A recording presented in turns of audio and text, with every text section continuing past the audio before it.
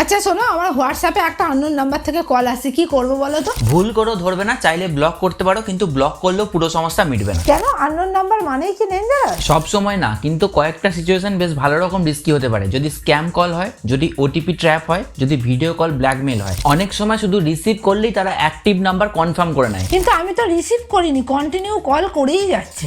এটাই তো ট্রিক, তারা চায় যে তুমি কিউরিওসিটিতে কল ব্যাক করো, আর কল ব্যাক করা মানে তাদের পাতা ফাঁদে তুমি পা দিচ্ছ। ভিডিও কল করলে কি করব? সে তো আরো ডেঞ্জারাস। অনেক সময় র্যান্ডম ভিডিও কল দিয়ে স্ক্রিন রেকর্ড করে, তারপর এডিট করে ব্ল্যাকমেল করে। এই ধরনের কেস এখন প্রচুর হচ্ছে। তাহলে আলটিমেট কি করব বলো? নাম্বারটা ব্লক করে রিপোর্ট করতে পারো। রিপোর্ট করলে হোয়াটসঅ্যাপ সেই নাম্বারটা রিভিউ করে। শুধু এখানেই থেমে থাকলে হবে না, তারা আবার নতুন নাম্বার থেকে কল করতে পারে। তাই প্রাইভেসি সেটিং চেঞ্জ করা জরুরি। হোয়াটসঅ্যাপ খোলো, 3 ডটে যাও, আচ্ছা, সেটিং এ যাও, প্রাইভেসিতে যাও।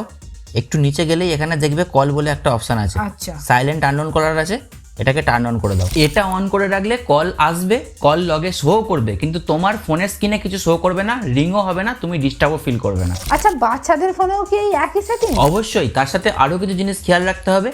বাচ্চারা যেন ভুলভাল কোনো গ্রুপে অ্যাড না হয়ে যায়। তাদের কন্ট্যাক্ট লিস্ট অবশ্যই চেক করতে হবে, কারণ হোয়াটসঅ্যাপে কন্ট্যাক্ট লিস্ট সিঙ্ক্রোনাইজ থাকে। কোন সিচুয়েশনে বেশি সতর্ক হব? ফোন নাম্বারের প্রথমে যদি ফরেন কান্ট্রির কোড থাকে, বা যদি কোনো রকম টেক্সট লিঙ্ক পাঠায়, তাহলে এগুলো 100% স্ক্যাম। দেখো, কোনো রকম আননোন নাম্বারকে গুরুত্ব না দেওয়াই সব থেকে সেফ।